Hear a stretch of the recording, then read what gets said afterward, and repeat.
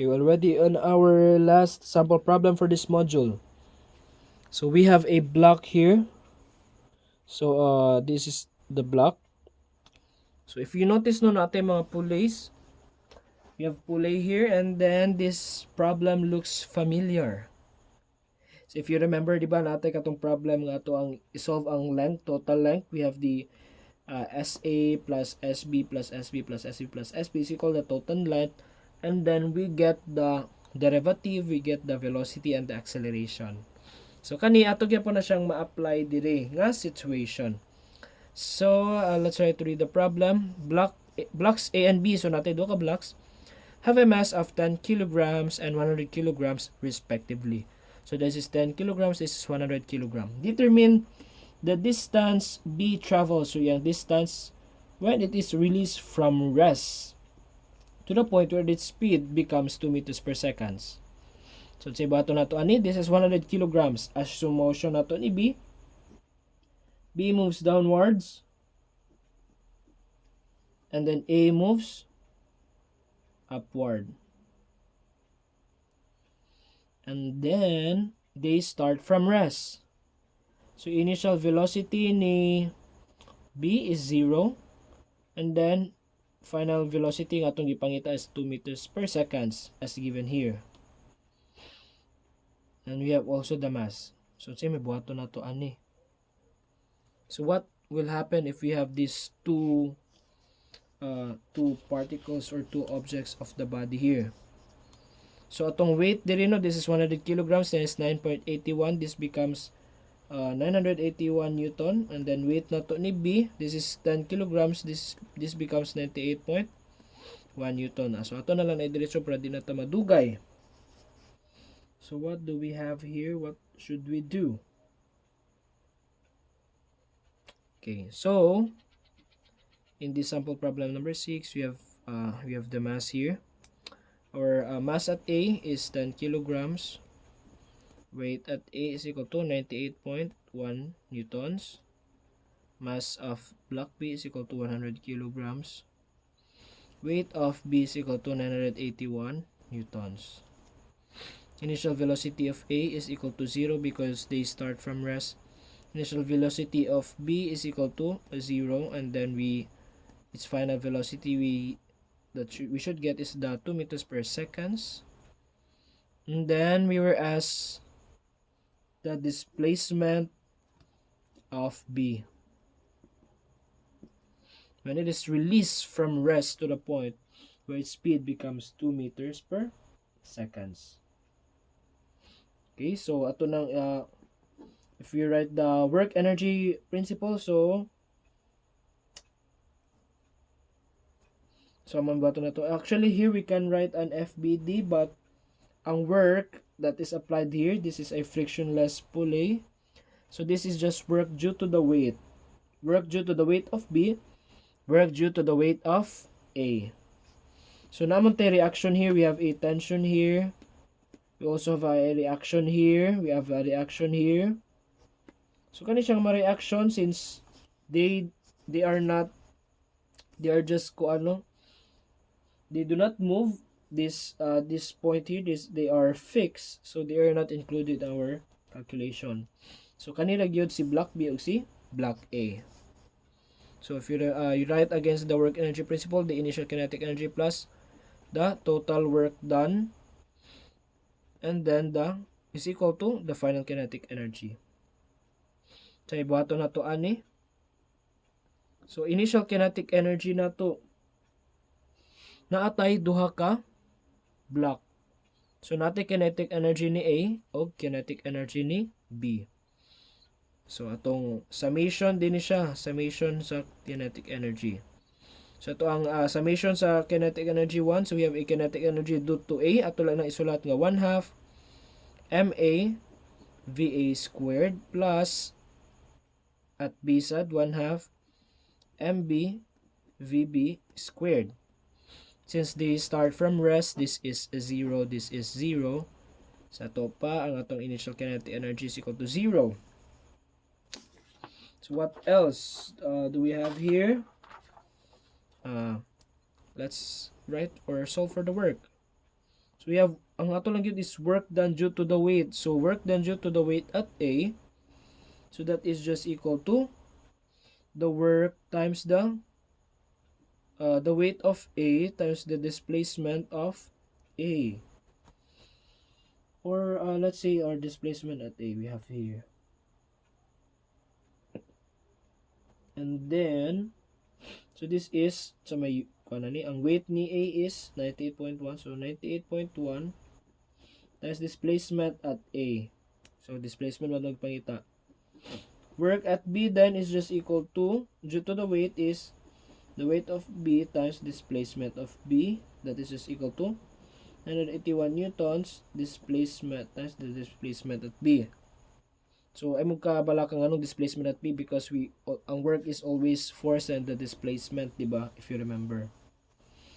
Now, don't forget the sign.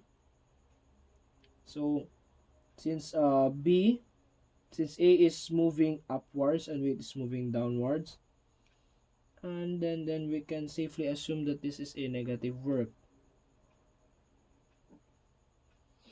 And then this is a positive work.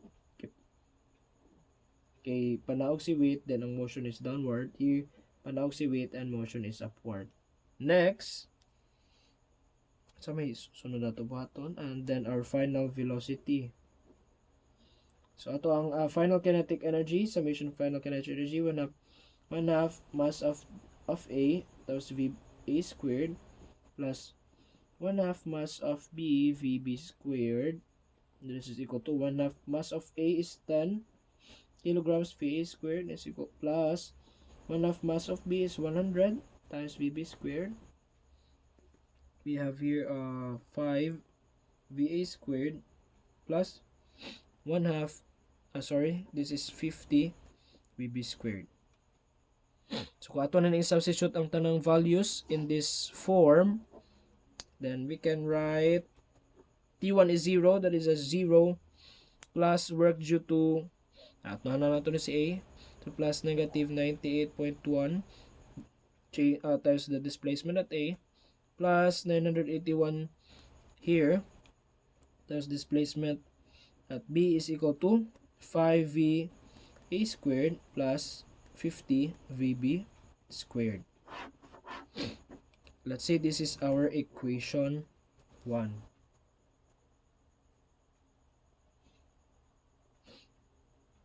And then don't forget that our VB is 2 meters per second squared. So we can write here, ito lang siya i-simplify. Pag yun further, we have 98.1 times the displacement at A plus 981 newtons and displacement at B is equal to 5 VA squared. And then 2 man ang velocity at B, so 2 squared, that is 4 times 50. So we have a 4 times 50, that is equal to 200. So plus 200. So let's try to leave it here, or to leave it this way. Since we have 1, 2, 3 unknowns. 3 unknowns, it means we need 3 equation. Let's say this is our equation 1. Unsa pay laing equation na to nga mabuhat from this problem? So ako lang ipakita balik. So since this is a related katong total length, diba? If you notice, this is 1, 2, 3, 4. We have the total length. Ang aning system, we have 4SB plus SA, the length is equal to length. And then if we derive this whole equation, we can have 4 times velocity of B plus velocity at A is equal to 0. So we have a relationship that VA, velocity at A, is equal to negative 4 VB. So let's say this is our equation 2. So we write it here, our equation 2 is equal to velocity at A is equal to negative 4 times velocity at B. So say why the negative? It means that since velocity at B is downward, velocity at A then moves upward. So velocity at A is equal to negative 4 times velocity at B is 2, that is just equal to negative 8 meters per second, or just the velocity at A is 8 meters per second, but it moves upward, opposite to the velocity at B. So what else? What else can we write sa kuan? In this, so we have already two equations. Sa pwede na to mabuhat. Kani. Diba, if we derive here, we have the velocity. If we can also write here in terms of displacement. So we have a 4 times the displacement at SB plus displacement at A is just equal to 0. So mura siya derivative gyapon per displacement. If you remember, displacement and change, rate of change is also the derivative. They are somewhat related. So we can have here our equation 3. So we already have 3 equations. So equation 3 na to is 4 delta SB plus delta SA is equal to 0. So sa ato pa, ang change of velocity at change of position at A is just equal to negative 4 delta SB, or change of length of B. So sa may next na ito buhaton, then we substitute this value. We substitute this value here.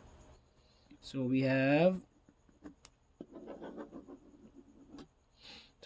negative 98.1, and then times delta A SA, that is negative 4 delta SB plus 981 delta SB is equal to 5 VA squared. Actually, this is negative 8, then is square pa man nimo. So we have 5 times negative 8 squared plus 200. So on this side, we have 98.1 times 4, 392.4 delta SB plus 981 delta SB is equal to, so 5 times negative 8 squared plus 200, that is 520. 392.4 plus 981, on this side we have 1373.4 delta SB is equal to 520. So our delta SB, or the change or the distance traveled by block B, so we have 520 divided by 1373.4. So this is equal to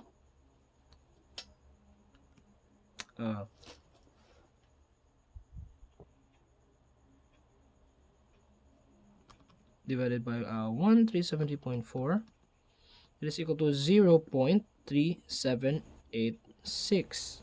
meters. But something is wrong again here.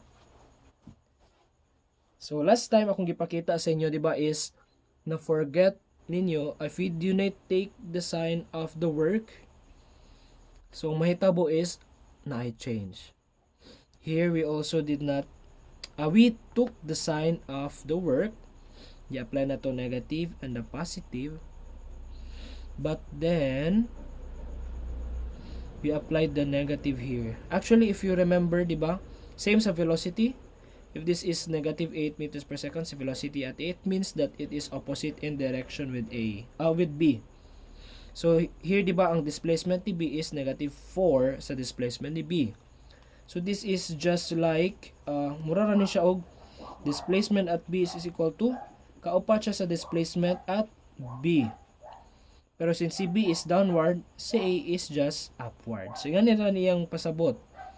So nahitabo na doble na to ang change ni velocity, na doble ang negative. So sa atong buhaton, again, take note ha. Here we double applied. Last time we did not apply the sign. Here we double applied. Okay. So atong buhaton is we recalculate. So we have ito na idiretso 981 minus 98.1 times 4. We have here 588.6 delta SB is equal to, this side is already right, 520. So that is 520 divided by answer. So we have a change of the, or the distance that is traveled by block B is equal to 0.883 meters. So muna siya mga considerations ngayon i-consider. Always remember that. Malibog mo always, malibog mo. But you need to double check. No, so mo na siya ang common nga sayop. Dili mabutangan og sign convention si work or madoble na to iya ang sign convention. Okay, so our answer for this problem is 0.883. So, sa ato pa, si block B, yung distance traveled is ninaog siya og 0.883 from here to down. So, from the initial position, mo na yung displacement. So, take note, displacement at B is lahi ni siya sa SB ha. SB is the total length. Displacement at B is ang katong change in position. So, ano na siya?